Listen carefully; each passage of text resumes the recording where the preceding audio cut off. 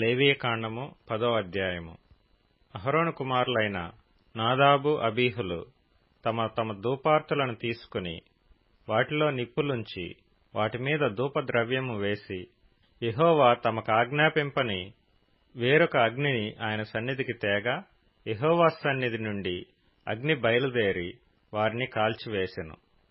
వారు యెహోవా సన్నిధిని మృతి పొందిరి. అప్పుడు మోషే అహరోనుతో ఇట్లనెను, ఇది యెహోవా చెప్పిన మాట. నా యొద్ద నుండి వారి యందు నేను నన్ను పరిశుద్ధపరచుకొందును, ప్రజలందరి ఎదుట నన్ను మహిమపరచుకొందును.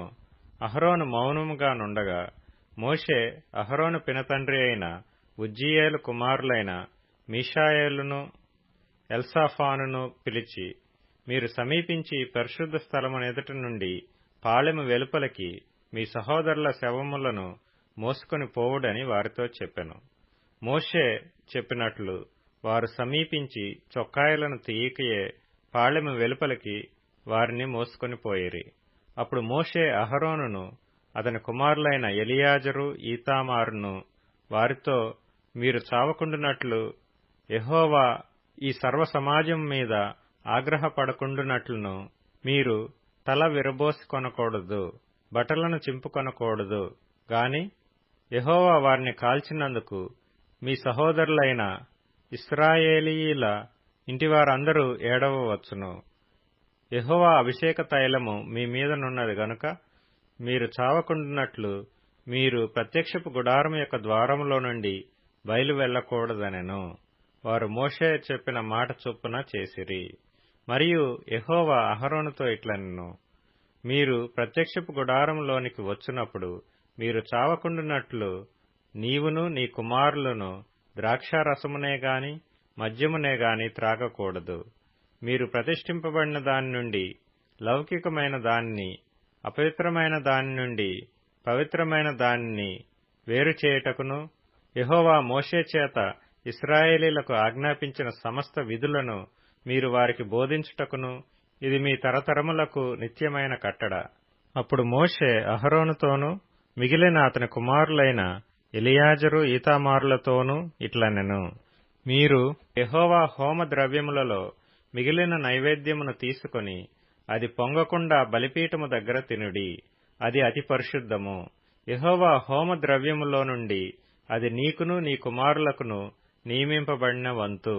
కావున మీరు పరిశుద్ధ స్థలములో దానిని తినవలెను. నేను అట్టి ఆజ్ఞను పొందితిని. మరియు అల్లాడించు బోరను, ప్రతిష్ఠితమైన జబ్బను మీరు అనగా నీవును నీతో పాటు నీ కుమారులను నీ కుమార్తెలను పవిత్ర స్థలములో తినవలెను. ఏలయనగా అవి ఇశ్రాయేలీయులు అర్పించు సమాధాన బలులలో నుండి నీకును నీ కుమారులకును నియమింపబడిన వంతులు. హోమద్రవ్య రూపమైన క్రొవ్వునుగాక యెహోవా సన్నిధిని అల్లాడింపబడిన దానిగా దానిని అల్లాడించునట్లు ప్రతిష్ఠితమైన జబ్బను, అల్లాడించు బోరను తీసుకుని రావలెను. నిత్యమైన కట్టడ చొప్పున అవి నీకును నీ కుమారులకును చెందును. అట్లు యెహోవా ఆజ్ఞాపించెను. అప్పుడు మోషే పాపపరిహారార్థ బలియగు మేకను కనుగొనవలెనని జాగ్రత్తగా వెదికినప్పుడు అది కాలిపోయి ఉండెను. అతడు అహరోను కుమారులలో మిగిలిన ఎలియాజరు ఈతామారును వారి మీద ఆగ్రహపడి, మీరు పరిశుద్ధ స్థలములో ఆ పాప పరిహారార్థ బలి పశువును ఎలా తినలేదు? అది అతి పరిశుద్ధము కదా.